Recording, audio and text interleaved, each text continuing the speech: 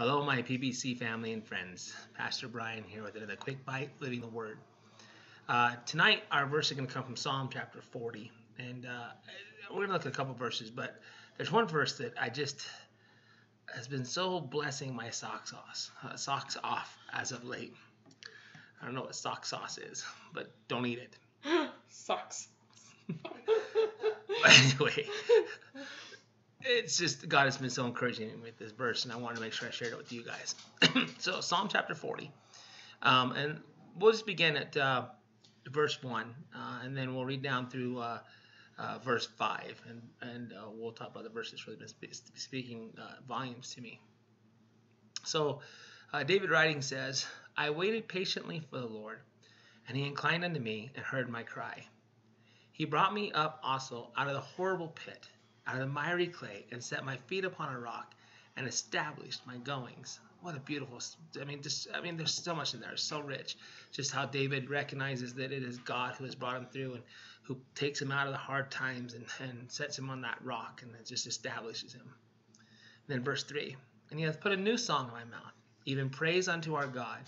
Many shall see it, and fear, and shall trust in the Lord. Blessed is the man that maketh the Lord his trust, and respects not the proud, nor such as turn aside to lies. Well, there's a big one right there, huh? Those who trust in the Lord and respect not the proud, and those who are liars. Oh, I tell you, that really, anyway. And then verse 5 is the one I really want to spend our time on. Many, O Lord my God, are thy wonderful works which thou hast done, and thy thoughts which are toward usward, they cannot be reckoned up in order unto thee. If I would declare and speak of them, they are more than can be numbered. I don't know how to add to that, honestly. God so thinks of you.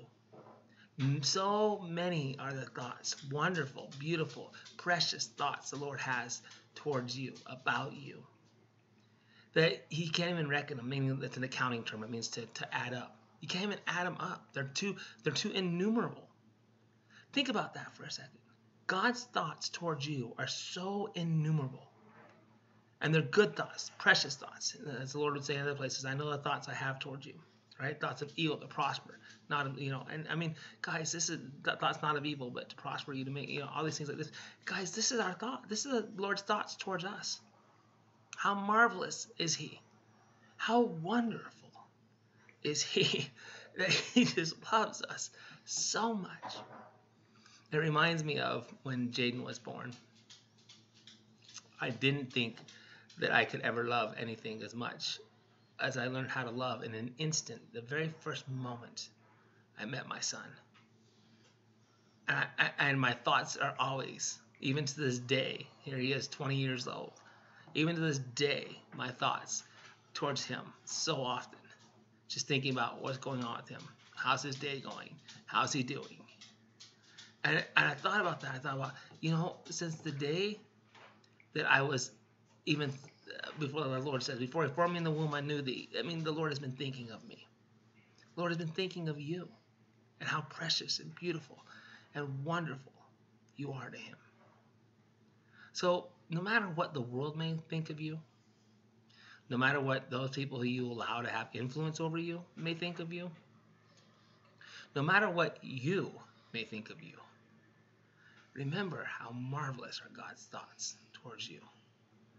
And if the God of all creation thinks of you that much and loves you that much, you are of great value and worth. I love you. We love you. God loves you. And God's got this.